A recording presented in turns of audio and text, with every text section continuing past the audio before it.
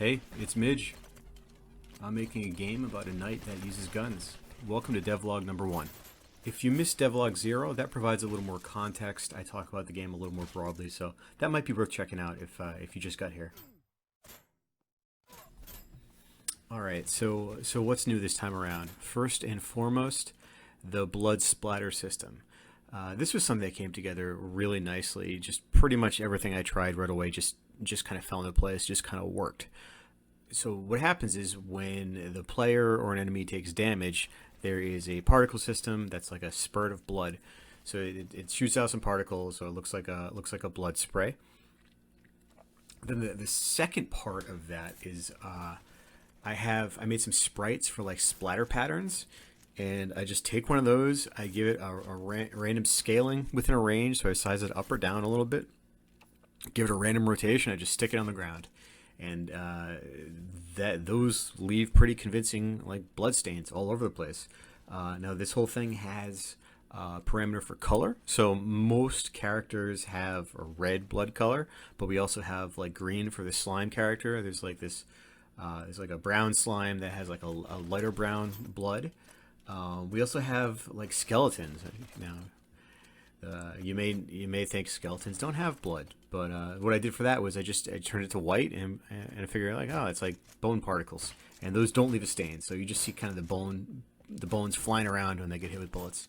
But yeah, all in all, it's just really satisfying visually. I think this thing came together nicely. All right, next up, the cannon turrets. These were actually not really planned. What I was working on was the homing missile, the little black and yellow spinning missile that follows you around.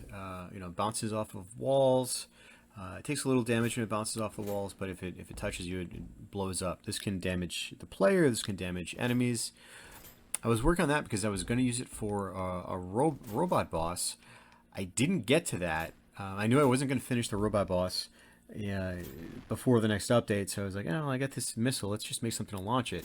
So I came up with those the green turrets. Right now they're kind of not that challenging. You can just run around them, you can run a little faster, and they can only turn at a certain pace.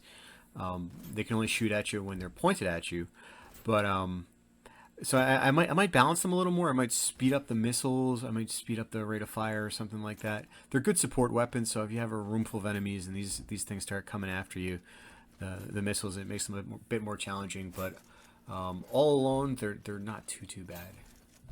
I did all the artwork myself on these, so that's why they look flat. So cannon turrets were not the only enemy I added for this update. I also added an ambush predator. That probably sounds cooler than what it's actually called, Muddy. Now, all this is it's a brown version of the Swampy, the green character, slime that just kind of follows you around. So I had a brown version of it, and I was like, all right, what am I going to do with this? And he kind of blends into the background. He kind of blends into with the floor tiles. So I was thinking about like National Geographic stuff, right? Like the animals that just kind of, they don't chase you. They just lay in wait. And when you get close enough, that's when they chomp on you. That's kind of what this guy is. So they are almost invisible. They're like brown, and you can, if you look carefully, you can see their eyes. You can just see them blinking. So I make them completely transparent with the exception of the eyes, the blinking eyes. And then when you get close enough, they fade in real quick. They become visible, and they chase you. They're fast. They can get some cheap shots in, and it's neat. I was a little on the fence about this because I was wondering if it's like cheap. It slows down the play a little bit because you can see them sometimes, but it's hard to see them. So you just have to, if you see a room and there's no enemies, usually it makes sense to just kind of pace yourself and walk slowly and look for those blinking eyes. I like it. It's a little bit of a horror vibe. But yeah, those are the muddy guys. I also added some crosshair animations. They're sort of an idle animation where it will grow and shrink slightly when it's just sitting there. When you're shooting, there is a clockwise rotation where it spins very quickly as you shoot. When you reload, the graphic changes to like a circle with an arrow, and that one goes counterclockwise to indicate the reload. Yeah, that was pretty quick and easy. So in Devlog 0, I mentioned I was probably going to do a robot boss. I did not get to him. I think that's the only thing I'm going to promise for next time. In this update, I did start planning for him a little bit. I'll probably show up a little my chicken scratch sketch of the thing. But yeah, I think that's going to be what I focus on, completely finishing that thing.